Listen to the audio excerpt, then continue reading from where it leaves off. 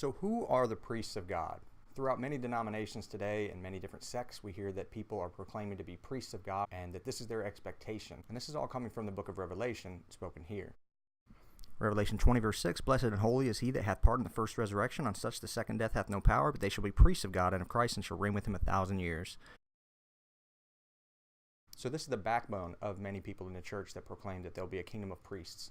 But as I've said again many times before, that the book of Revelation is given to an audience of people, specifically the people in the church that do not follow the law. Therefore, this book is sealed, so to speak, because what we are supposed to do is overcome and to take hold of the law. That way we will be able to understand these things.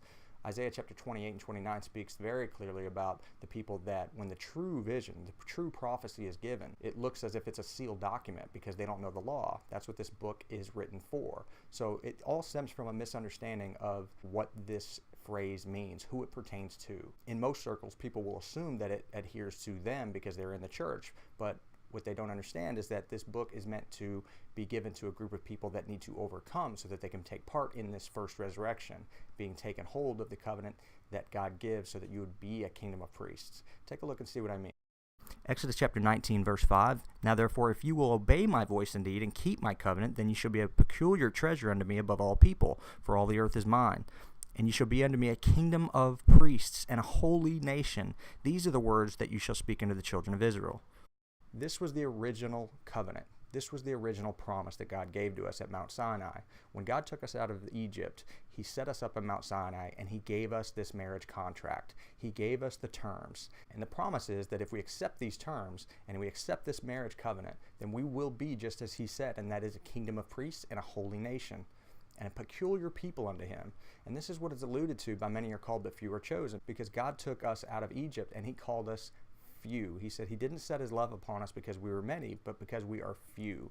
And few, just as the Levites were in that day and found faithful to the covenant and did not worship the golden calf and were not found naked that day because they disobeyed the commandments, few are chosen, just like the Levites. So this is the covenant. This is the 10 commandments that God wrote with his own finger. He put it in stone and he says, here's the terms. If you obey these terms, then you'll be a kingdom of priests unto me.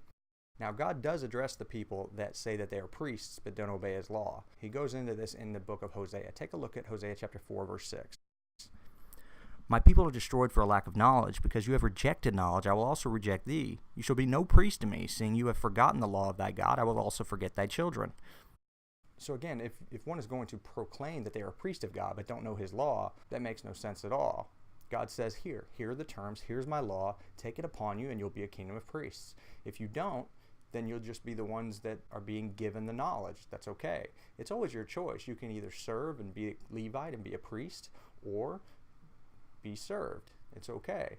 Either way. Our job is to serve. Our job as Israel is to serve and give this knowledge and help people so that they be able to know the God of Israel, in doing so through his law that he gave. This invitation is not exclusive only to Israel. This invitation is open for all. God makes it very clear in Isaiah chapter 56 that the eunuchs that take hold of his Sabbaths and do those things that please him, he will bring to his holy mountain, for all the earth is his. His house of prayer is a house of prayer for all people.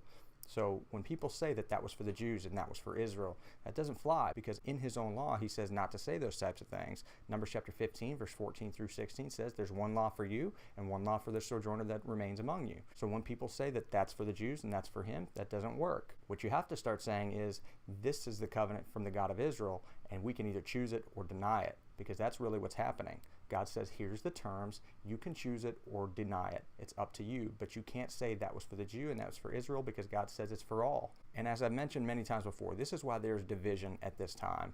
The Levites, when there was the golden calf being raised up, Moses delayed to come down the mountain, and people were waiting for this time to happen. And just as it'll be at Christmas time this year, people were worshiping the golden calf, and you have to wait a period of time before this actually happens. But the Levites were found faithful, and they waited. And God said to Moses, who is on Jehovah's side? And all the Levites went on one side, and God said to the Levites, take your sword and slay every man, his neighbor, his friend, his mother, his daughter. And that sword day is the word of God. And what we are doing today is just simply giving the words of the living God and then slaying, figuratively, our friends, our family, and those that are coming against us for being found faithful to the covenant and not worshiping the golden calf that has been set up, but rather staying faithful to that covenant just as the Levites were. Deuteronomy 33, verse 8, and of Levi he said, Let thy Tumim and thy Urim be with the Holy One, whom thou didst prove at Massa, and with whom thou didst strive at the waters of Meribah, who said with his father and his mother, I have not seen him, neither did he acknowledge his brethren, nor knew his own children, for they have observed thy word and kept thy covenant. So we're hated for the faithfulness. And yes, you're going to be hated when you're going against the grain and you're going uphill with a group of people going downhill. You're going to be standing out and you're going to be hated for it.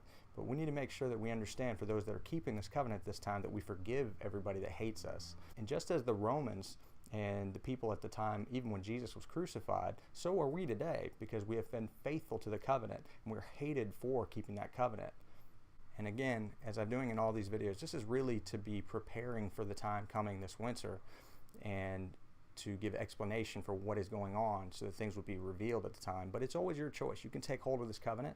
Doesn't matter who you are or where you came from. God says, if you obey my voice, I'll make you a peculiar people, and I'll make you a kingdom of priests. You'll be a holy nation. And we're waiting to go back to the land. This is what we have been waiting for years. All those that are faithful to God's covenant, our expectation is to go back to the land so that we could live in the land and serve the God of Israel. So I hope this was a help to you. I hope this cleared up who the priests of God are, and it is those who are faithful to the covenant, just as Levi was found faithful that day, and they were given the covenant of peace and life. So thanks again for watching. I'll see you again in another video.